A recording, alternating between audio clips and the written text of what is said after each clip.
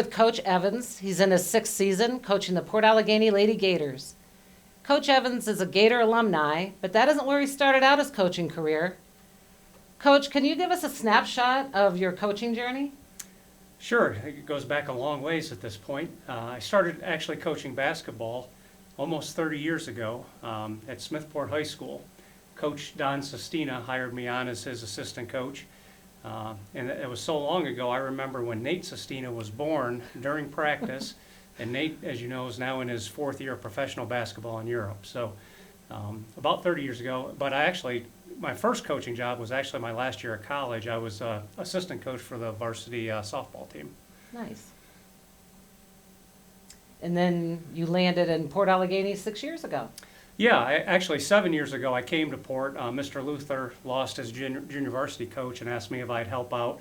And so I did join, and then after a year he transitioned his full-time position, and so the job opened, and they asked me if I would continue on, and I accepted. Well, everybody in Gatorland is certainly happy to have you. Last year, your team finished second in the league, just behind the Otto Eldred Terrors. They handed you your only 2 losses of the season. I think you ended up 14-2. Yeah. They graduated 5 seniors this year. You've got some returning letter women coming back. Well, talent-wise, I would say Coudersport and us return the most talent. We obviously have 2 Big 30 All-Stars coming back. Coudersport has 1 Big 30 All-Star coming back. They did lose their top 2 guards, but they have 2 guards this year that actually missed all of last year due to injury. So we know they're going to be tough. And again, the middle of the pack in the league is going to be solid as well. There's probably 4 or 5 teams that on any given night can beat anybody. Otto Eldred, even though they did lose 5 seniors, do return 3 players that are very talented and played key parts on last year's team. Northern Potter, last year I think I told newspaper this, they were up 19 points on us in the first quarter last year, and we had to come back and win that game. So we know they have talent. And then Austin and OV are talented as well.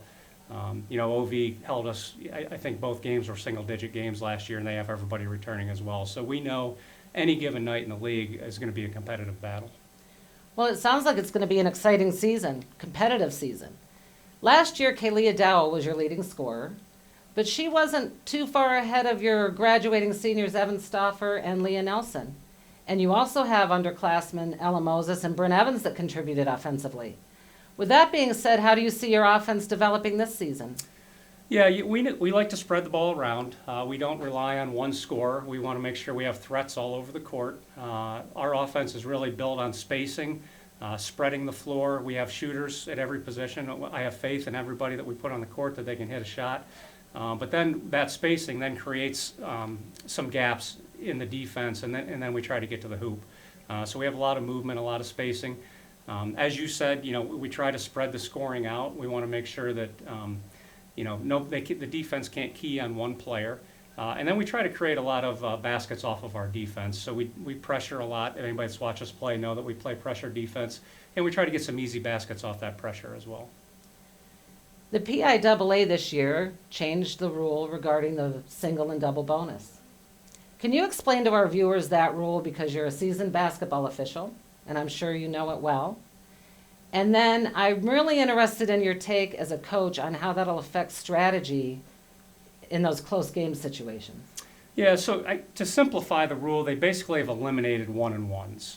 So in the past, when you hit 7 fouls and a half, whoever was fouled shot 1 shot. If they made it, they got a second one. We called it a 1-and-1. They've eliminated that. Every quarter, the fouls reset, and once you get to 5 fouls in a quarter, the person who was fouled shoots 2 shots. To me, it's not a major change. Basically, it eliminates 3 1-and-1s, and you're now shooting, 2 shots every time. Strategy-wise, it does affect the end of the game situations when you may be behind and you're trying to foul in order to get a missed foul shot and get a rebound, and they now have 2 shots in those situations. Obviously, every coach doesn't want to be in those situations. We want to be up at the end of the game, but I don't think it's going to impact anything that we do on the court, strategy-wise. I think the rationale that I've heard is they're trying to eliminate physicality in the game, and every time you have a free throw and, teams are battling for the rebound, you get a little more physical play. And that's really the rationale behind the change. They actually changed it in women's basketball about 3 years ago at the NCAA level, and now that it's kind of trickling down to the high school level. So is there anything you'd like to share with the audience before we let you go practice?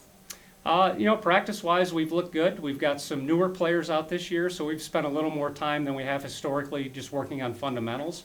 But obviously our returning players have a lot of experience. They know what we're trying to do offensively and defensively, so a little bit of trying to clean that stuff up. Kaylia Dowell is a senior, and she wears number 23. She showed up on the junior high court with a boatload of raw talent, and we've enjoyed watching her develop her game ever since. Kaylia, do you have any goals for yourself this year? Yes, I do. We lost two of our main point guards, Evan and Leah. Leah was an outstanding three-point shooter. Evan, outstanding three-point shooter. She could also drive to the basket when we needed her to.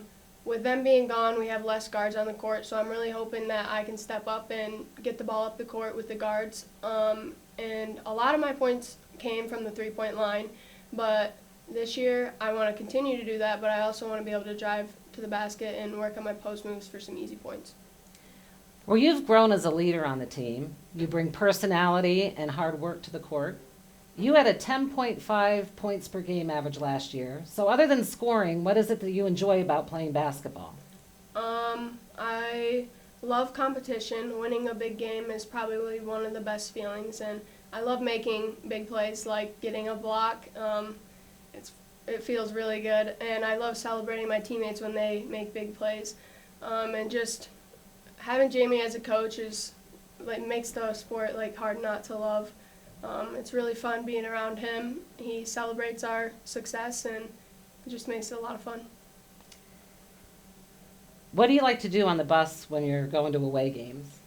On away games, my mom packs me some food, and I take my shoes off. I kick my feet up on the seat across from me.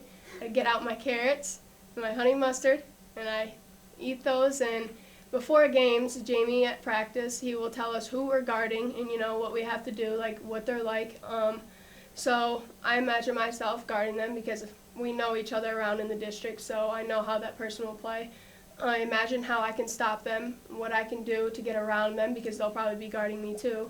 And I have my laptop in front of me, and I'm watching film on the way there. Is there anything you'd like to add for our viewers before we go? It's going to be a great season, and I hope everyone can come out and support and watch all of our games. And the more people, the better. It gets us pumped up, and we're really ready for the season. Yes, you can tune into the games via live stream, or you can go in person. And we wish you luck, Kaylia, and have a great senior year. Thank you. That's a different story. I have to be smart. I have to stay in the game in order to reach our goals and to win. I see. 2 starters graduated, Evan Stauffer and Leah Nelson. You got to play with them for a couple years. Do you see any underclassmen on your team that are going to rise up and fill those voids? I do. We have Maddie, Eric, and Jenna Renner. They were our sort of subs last year. If one of us were tired, they would come in and play in the game. But this year, I feel like they're going to be a big asset to the team. I feel like they're going to be good starters this year, and hopefully they will help lead the team. Is there anything that you like to do on the bus to pass the time when you're traveling to away games? I do. I'm a big sleeper. I like to listen to music. This music includes rock music, country, really anything. I like to put my headphones in, think about what I'm going to do, who we're going to. I put my headphones in and I sleep, or I stay awake and just kind of think about the game. Sure. So, Ella, since you mentioned music, what extracurricular activities are you involved in? I'm involved in the high school choir here at Port, and also I am a part of the choir at my church, Chestnut Street Baptist Church. Very good. Good luck this season to you and your teammates. And join into the live stream, folks, if you can't make it out in person. I'm here with Bryn Evans. She wears number 24, and she's a sophomore. Bryn is a force to be reckoned with. Every coach loves a player that can crash those boards, yet she has finesse on that three-point arc. Bryn, do you have any goals for yourself this season? Just to work hard every moment be a team player and to hopefully be an all-star this year. Those are great goals. What is your favorite basketball memory? Last year when we were playing County and County, when we beat them in overtime. That sounds like a fun memory. Is there anything else you'd like to add for our viewers before we say goodbye? Just to come out and support, it really encourages us to do our best during the game. And you can support them via live stream or in person. Thank you.